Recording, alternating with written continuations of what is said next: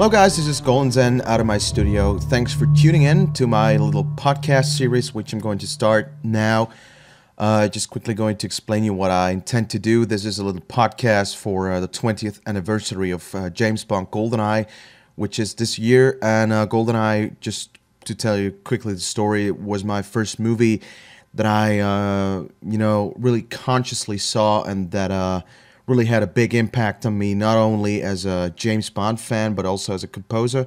I'm going to talk about that later. And in this podcast, I'm going to talk a little bit about the original soundtrack by Eric Serra and compare it a little bit to what I have done with my soundtrack, GoldenEye Decrypted, which is available via Louder, which is available on iTunes, and you can get it from various sources.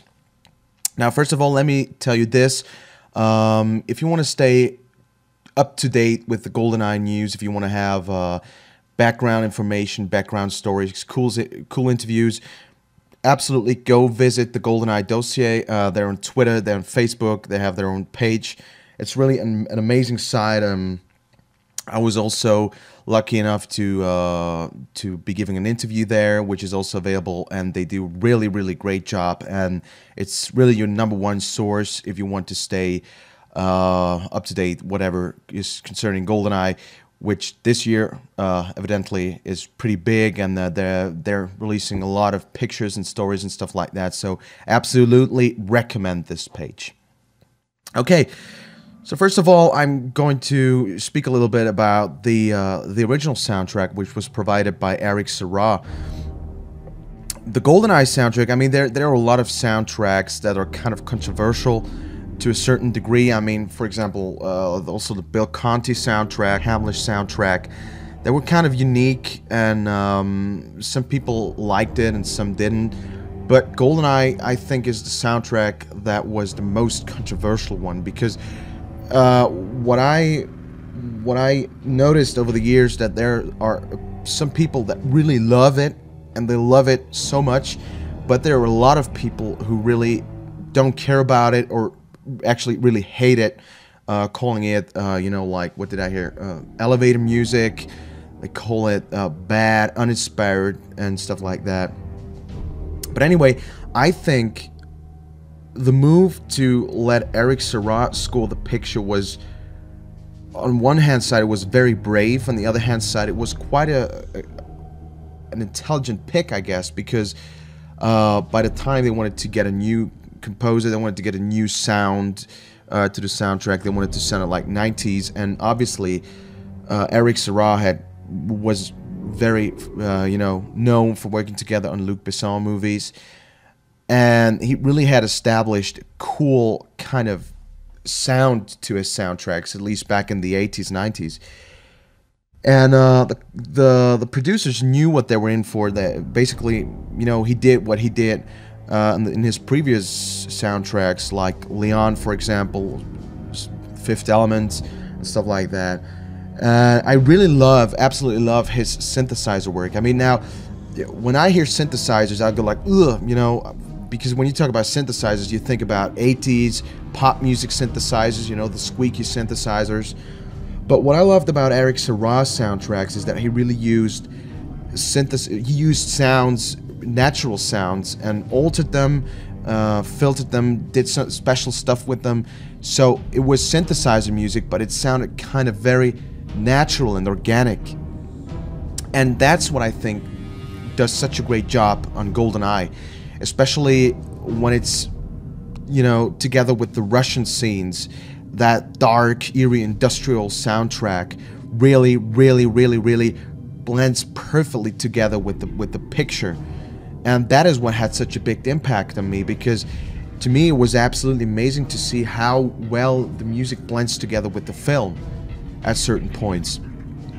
And that's why I think it is an absolutely outstanding soundtrack, in my humble opinion.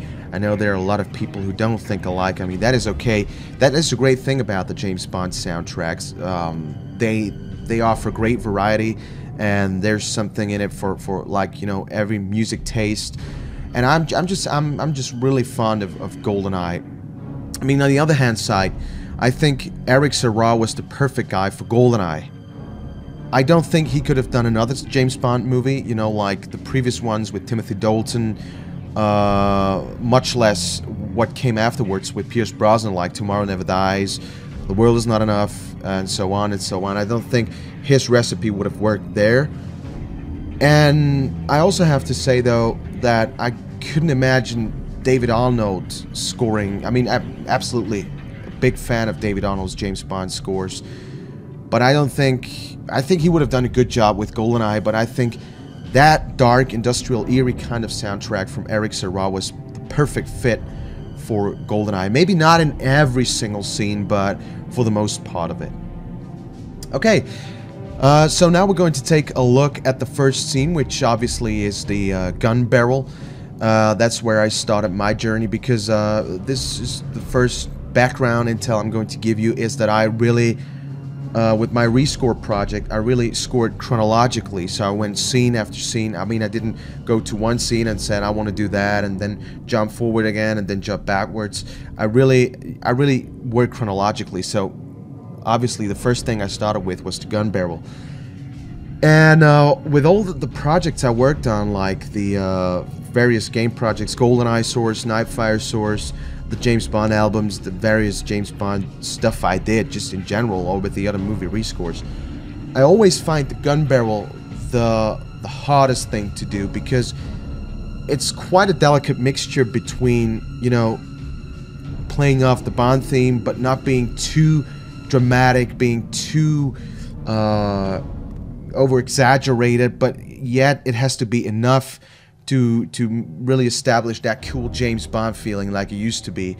But I really spent a lot of time. That was really a hard thing to do, because I had like 4 or 5 different versions of the gun barrel track, but I was never really satisfied with it until the end product, which is the one you hear in the background. We're just going to take a listen right after my segment. And now, 2 years later, looking back at it and listening to it again, I mean, the cool thing for me about this analysis is that I haven't heard GoldenEye Decrypted in a while, so it's like re-listening it freshly, and that is quite cool. But,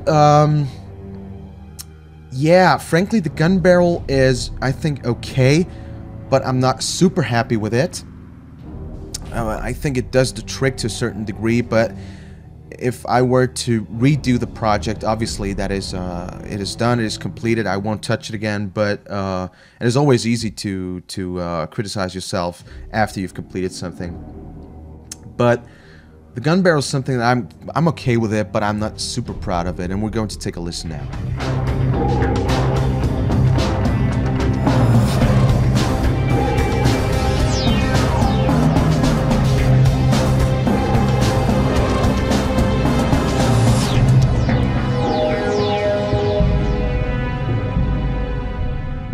Now, I was really thinking about it. I was not sure if I'm going to do that anyway, if I'm really going to score the gun barrel, because frankly, I'm really a big fan of Eric Serra's GoldenEye gun barrel. I think to me, it's one of the coolest gun barrel tracks that is around.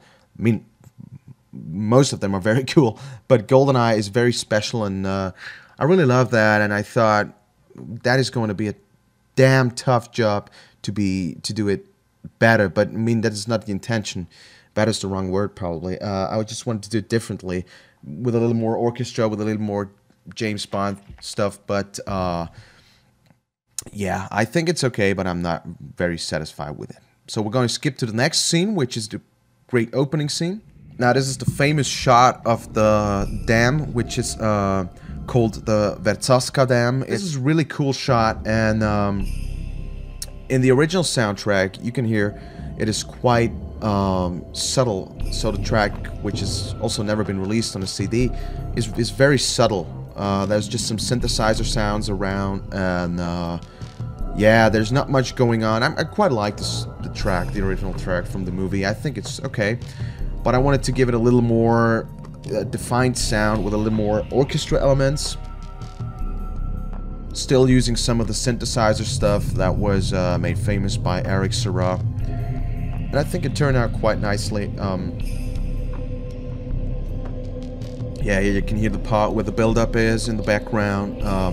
That's where the camera pans over James Bond's head, and then as he jumps. And I think that is quite cool to have silence there. It's like something, a reference to The Spy Who Loved Me, where Roger Moore takes off on his skis from the cliff, and there's also just silence, and that is very cool. But as opposed to what Eric Serra did, I wanted to build the James Bond theme a little bit there, as he uses the piton gun to go down from the Bielomory Dam to the Arkhangelsk facility, the warfare facility itself. And now, the next scene evidently would be the one where James Bond hits the guard, and as James Bond's face is revealed the first time, I wanted to have a little James Bond thing going on, so at this da-da-da-da. And now, the next thing is that the next track that is used on the original soundtrack is the GoldenEye Virtue, which to me is an absolute masterpiece.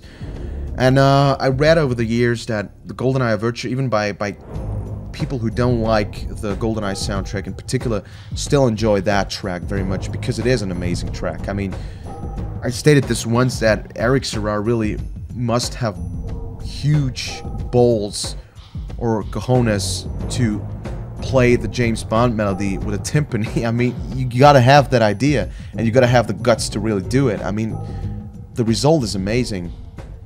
And I was thinking about what could I do there. I mean, I don't want to go too orchestral, because I still want to pay tribute to what Eric Serra has done. I don't want to ruin the atmosphere by what he's created. And I just played around with a lot of synthesizers, a lot of that kind of stuff. And I used a special filter. There's the instrument in the background that you can hear. Is just that's actually just a few guitar notes that are being processed by filters from Guitar Rig.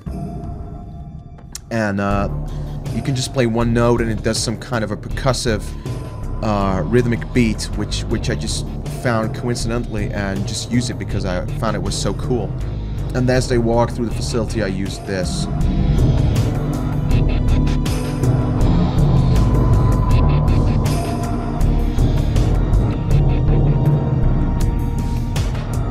And in the scene where Bond then finds 006, I wanted to do the track. I mean, obviously in the original movie, the music is stopped when Bond closes the door, when he goes into that little room where he then finds 006. And I made a little bit more, I had a little bit more tension there with the music, because I thought that's quite a special bit, and I wanted just to have a little bit more yeah, suspense there. And then they talk with each other, and afterwards they go on, they infiltrate the warfare facility together, and I reprised that track that I established in the shot where they walk, where James Bond walks on his own. And that's basically the same track, a little bit expanded. Okay, I think that's it for the first part of the series. In the next part, we're going to look at the facility scene, where then where they set off the bomb, where Ormov enters, and that stuff. I hope you tune in again, and I hope this was cool. I hope you liked it. You may also share this video. That would be very cool. You can post your thoughts about this podcast on the comments, in the comments section, and maybe I'll hear you next time. Bye bye.